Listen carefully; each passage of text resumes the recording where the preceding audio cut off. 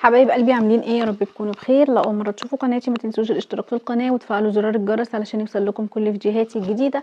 وكمان يا ريت لو الفيديو عجبكم تعملوا لايك للفيديو. حبايبي واصحابي اللي بيتابعوني على فيسبوك ما تنسوش تعملوا لايك للفيديو ومتابعه للصفحه وشير للفيديو. النهارده هنعمل مع بعض قراءه للمتباعدين المتخاصمين اللي ما بينهم مشاكل. هنشوف هل حبيبك بيحن لك، هل ندمان على اخطائه، هل غيران عليك، هل بيفكر فيك وبيراقبك. هنشوف بيعمل ايه دلوقتي في البعد، هل لسه عايزك محتاجك في حياته ولا خلاص عايش حياته عادي ومعتبرك ماضي وانتهى. هل ناوي يصلح اخطائه، هل ناوي ان هو ياخد خطوات للصلح ما بينك وما بينه. فهنشوف مع بعض.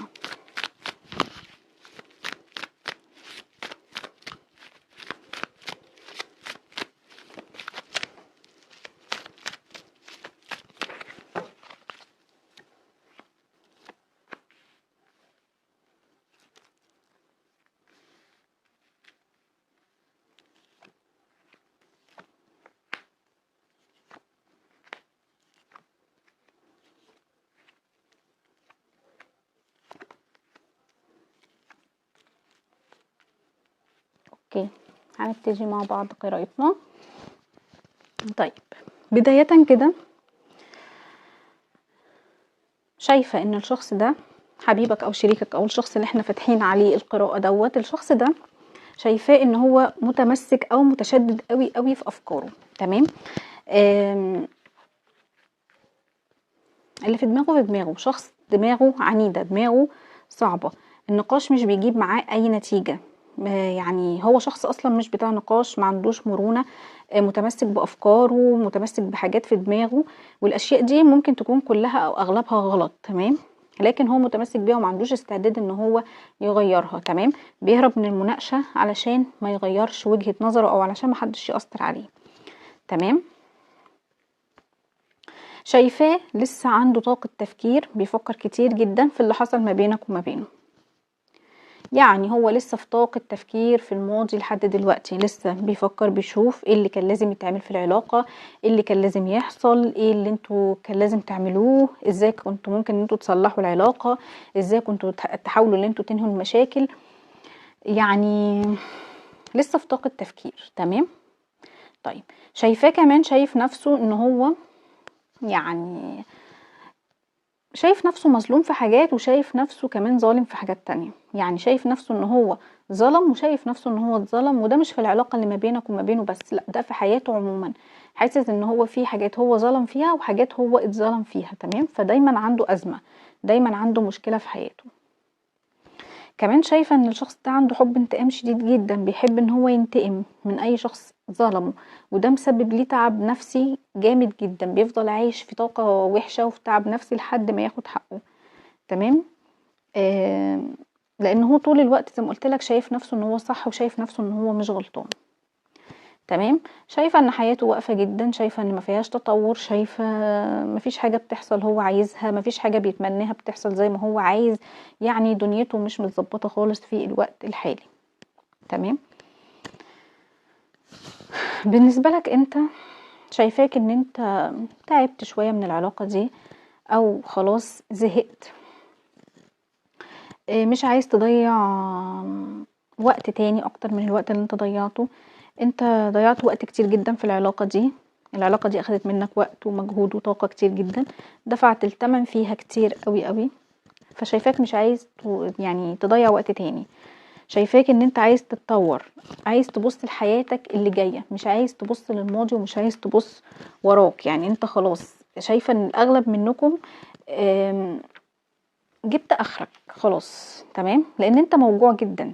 يعني ده اللي انت فيه ده مش من فراغ، ده بسبب الوجع اللي انت متعرض له. لكن رغم كده انت لسه بتحبه. تمام، لكن كل دي افكار جواك، لكن قلبك بالنسبة للمشاعر انت لسه بتحبه من جواك. تمام، لكن رافض اللي كان بيحصل في العلاقة، رافض الطريقة اللي كان بيعاملك بيها، رافض الوضع اللي كان حطك فيه. تمام، لان هو زي ما قلت لك شخص عنيد، شخص اناني، شخص بيحب يمشي كلامه، شخص دماغه صعبة.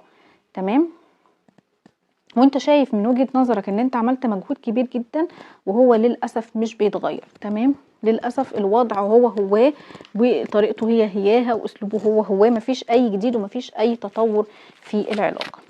طيب هنشوف الطاقه المشتركه ما بينك وما بينه، ايه اللي مشترك ما بينكم.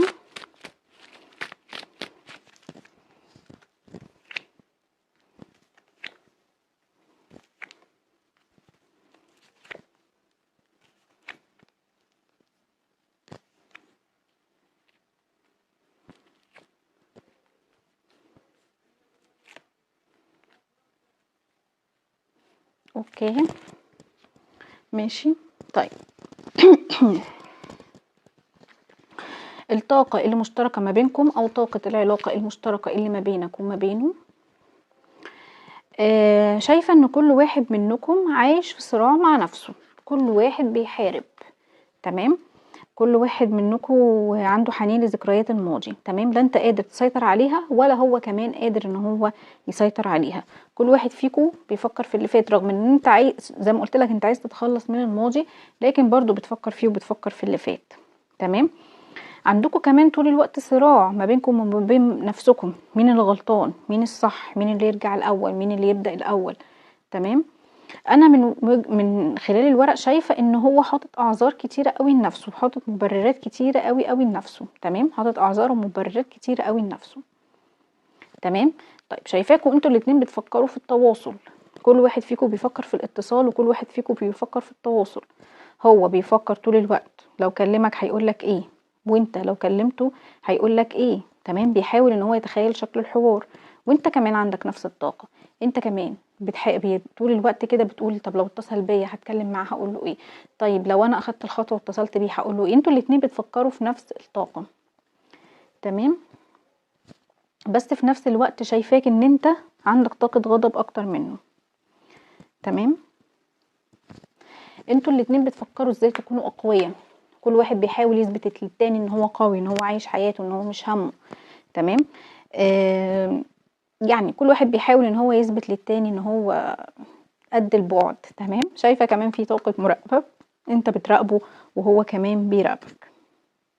تمام، طيب هنشوف بيفكر فيك ازاي.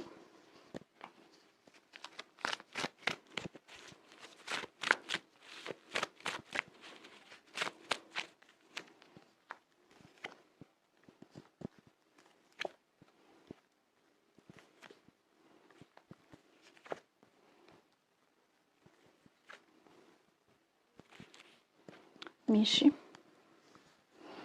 شايفة ان هو عنده حنين شديد لذكريات الماضي، بيحن الايام كانت ما بينك وما بينه، اوقات كانت ما بينك وما بينه، وزي ما قلت لك بيفكر في التواصل معاك ومحتاج لك، محتاج لك جدا.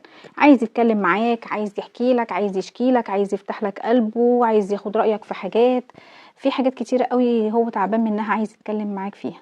تمام، لكن هو في نفس الوقت شايفك شخص عنيد وقوي، شايفك فيك صفات كتيرة جدا بتشبهه، نفس العند، نفس الشخصية، نفس السيطرة، نفس القوة، نفس الثقة بالنفس. يعني شايف ان عيوبه زي عيوبك وصفاته زي صفاتك. انتوا الاتنين عناديين جدا، انتوا الاتنين عندكم طاقة عند كبيرة جدا وصعب ان انتوا تتنازلوا. تمام، هو شايف ان العلاقة دي فيها حب، وشايف ان العلاقة دي المفروض كانت تكون احسن من كده. تمام، ما يكونش هو ده مصير العلاقة او ما يكونش هو ده الوضع اللي ما بينك وما بينه. تمام، طيب انت كمان ليك تأثير قوي عليه في الكلام، بتعرف تقنعه وبتعرف تخليه يغير وجهة نظره، عشان كده هو بيهرب منك وبيهرب من الكلام معاك، لان هو بيحس ان هو ضعيف جدا قدامك. بيحس ان هو اقوى وهو بعيد، لان انت بتغلبه بالكلام. كمان هو شايف ان انت عصبي، شايف ان انت زهقت من العلاقة ورافض العلاقة، لكن يعني زي ما قلت لك انا شايفه ان هو مفتقدك وان انت وحشته وبيحن ليك وعايزك جدا. تمام، شايفه ان وضعه النفسي مش حلو خالص الفتره دي، عنده ضغوط. هو كان بيتعامل معاك معامله مش حلوه، لكن كان عنده عشم فيك، ان انت تستحمله، ان انت تمتص غضبه، ان انت تقف جنبه، لكن يعني انت ما قدرتش ان انت تتحمل، او هو كان متعشم فيك زياده عن اللزوم. تمام، فهو شايف ان انت ما قدرتش ان انت تستحمله، وشايف ان انت ما كنتش مرتاح معاه. تمام. زي ما قلت لك شايفه ان في طاقه مراقبه، انت بتراقبه وهو بيراقبك، لكن ممكن يراقبك شويه وبعد كده يعني يبعد، لان هو بيقاوم طاقه المراقبه، مش عايز ان هو طول الوقت يفضل يراقب فيك، فبيحاول ان هو يقاوم طاقه المراقبه دي، مش عايزها ان هي تسيطر عليه. تمام. طيب هنشوف هل محتاج لك وبيريدك في حياته ولا لا.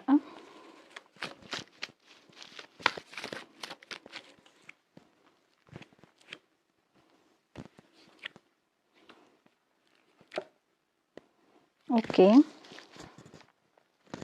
زي ما قلت لك الشخص ده لسه بيحبك، لسه متمسك بيك، لسه في مشاعر ناحيتك، عنده مشاعر ليك ناحيتك يعني. لكن هو حاسس ان انتوا تعبتوا بعض كتير قوي، انت تعبت قلبه وهو كمان تعب قلبك. تمام.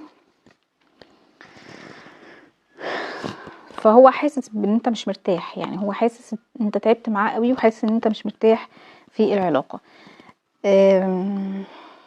فالطاقة دي بتخليه حتى لو هو شايف ان انت بتحبه، ان هو ما ياخدش خطوة لقدام، بالعكس ان هو يرجع تاني لورا. تمام. هو شايف ان العلاقة صعبة، العلاقة فيها مشاكل كتير، فيها اون وفيها اوف كتير بتقربوا يعني كتير. ممكن يكون انتوا مش اول مرة تبعدوا عن بعض، ممكن تكون انتوا قبل كده بعدتوا عن بعض كتير جدا وبتقربوا وبتبعدوا وبتبعدوا وبتقربوا. فهو شايف ان العلاقة ما لهاش لازمة طول ما انتوا في الطاقة دي، ان انتوا تفضلوا ان انتوا ترجعوا لبعض يعني وبعد كده تسيبوا بعض تاني. تمام. لان هو كمان شايف نفسه ان هو متسرع ومش بيستحمل حاجات كتيرة جدا، فهو برضو شايف نفسه ان هو مخطئ، مش يعني هو مش رامي اللوم عليك انت لوحدك، لا هو كمان شايف نفسه ان هو مخطئ في العلاقة دي في حاجات كتيرة قوي.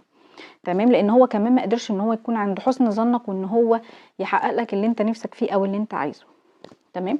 هو عارف ان العلاقة دي مش متوازنة خالص، مش بيديلك اللي انت محتاجه، شايف نفسه ان هو فاشل في الحب، مش عارف يحافظ عليك، مش عارف يحافظ على حبك ليه.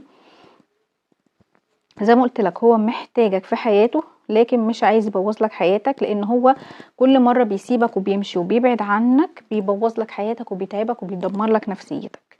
تمام. زي ما قلت لك عنده نوايا للتواصل، عنده نوايا داخلية للتواصل،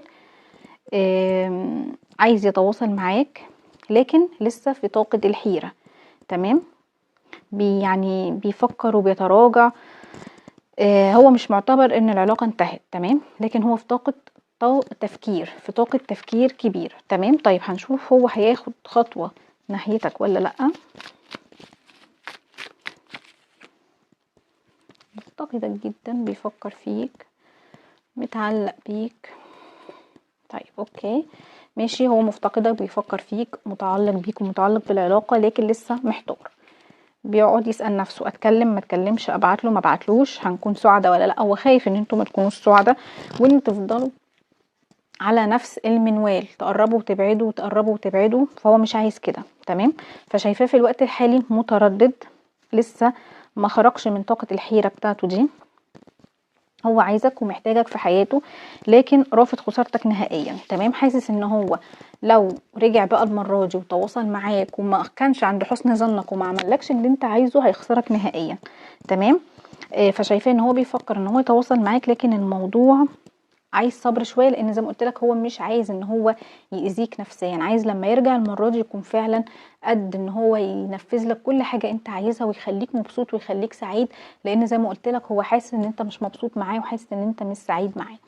تمام. طيب حبايب قلبي، اتمنى يا رب ان انا اكون قدرت افيدكم. يا ريت لو الفيديو عجبكم ما تنسونيش في لايك وشير وكومنت حلو، وباي باي.